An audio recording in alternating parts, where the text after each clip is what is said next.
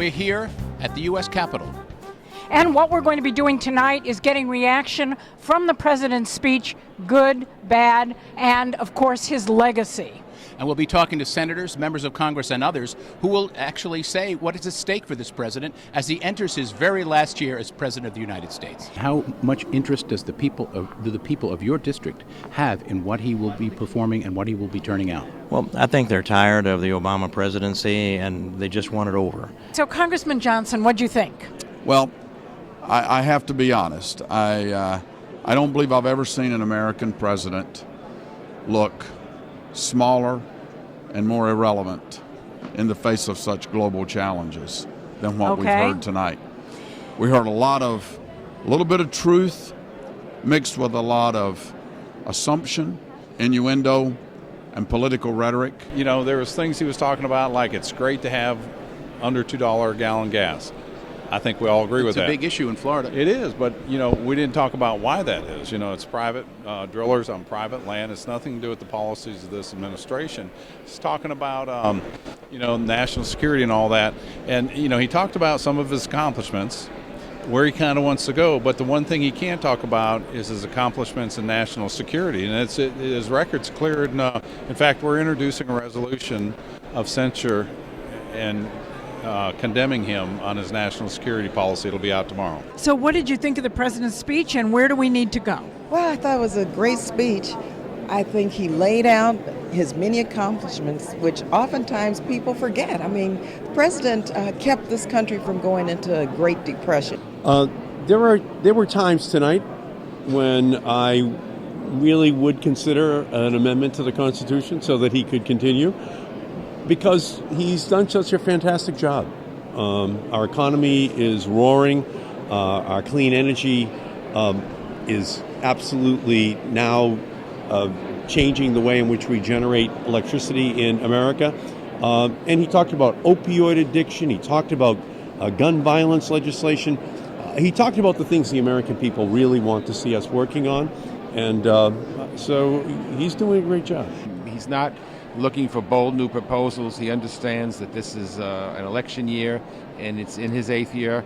So we're not going to suddenly pass all kinds of legislation that we haven't passed, fortunately or unfortunately, for the past 8 years.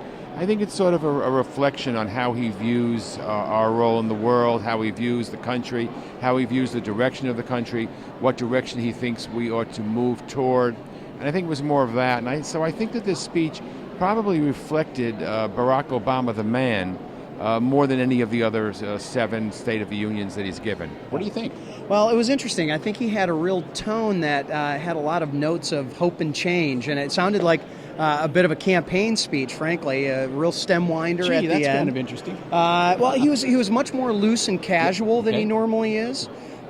So that's why I thought it struck me a little bit as he was kind of going into this. It wasn't as he had talked about at the beginning, not a laundry list of things he wants to accomplish, but really was trying to, I think, lay out his vision of why America needed to change the way it has over the last 7 years. So what did you think of the president's speech?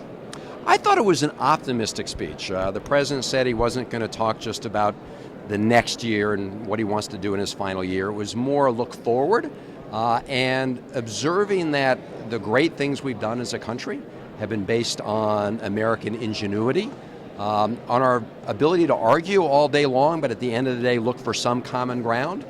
And I think his big cautionary note at the end of the speech was, look, we will not continue to do great things if we engage in the politics of fear.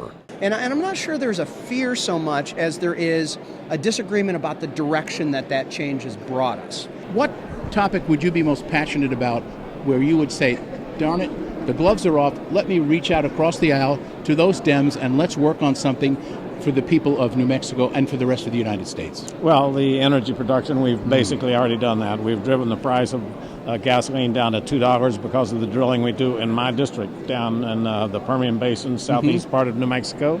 And so I think that when we pass the export bill, we are going to put America in charge of the pricing for energy, and now you see Saudi Arabia beginning to have difficulties in their economy, difficulties with their currency. I think that's because people realize they're no longer in charge and that they are not going to be able to get the price up to where they need it eventually. You know, I could reach across the aisle on many issues that the president spoke about tonight. But as I listened to the last 5 State of the Unions, I could reach across the aisle and work with him and the Democrats on those issues too. But the president's idea of reaching across the aisle is his way or no way, because I've reached across the aisle numerous times. And I know I can't come up with, or the Republicans can't have 100% of what we want. And I'll settle for 50% as long as the other side settles for 50%. He reminded us how great we are as a country. I was really moved when he said that when we failed to compromise as Congress, democracy grinds to a halt. He mentioned so many different things, but it was about, as we hear so many negative things about our government during a presidential election, that sometimes the country needs to be reminded that we are the greatest military force in the world, that we have made some strides.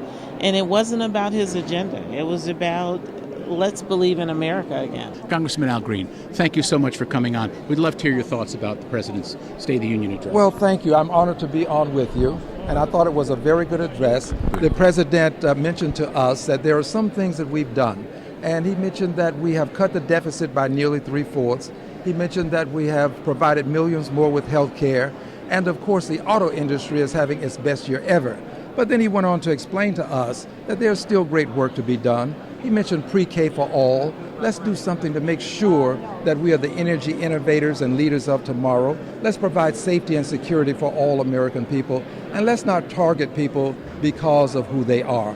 I think that he gave us a visionary look at the world of tomorrow. And if we would but only take the time to learn to get to know each other better and work with each other and compromise, I think this vision can be implemented. So there it is, the President's State of the Union, his final one. And Ellen, what did you think? Well, you know, I'm a liberal. I like the president, so obviously I thought it was a good speech. There's a lot to be done, and so we're going to be going to it.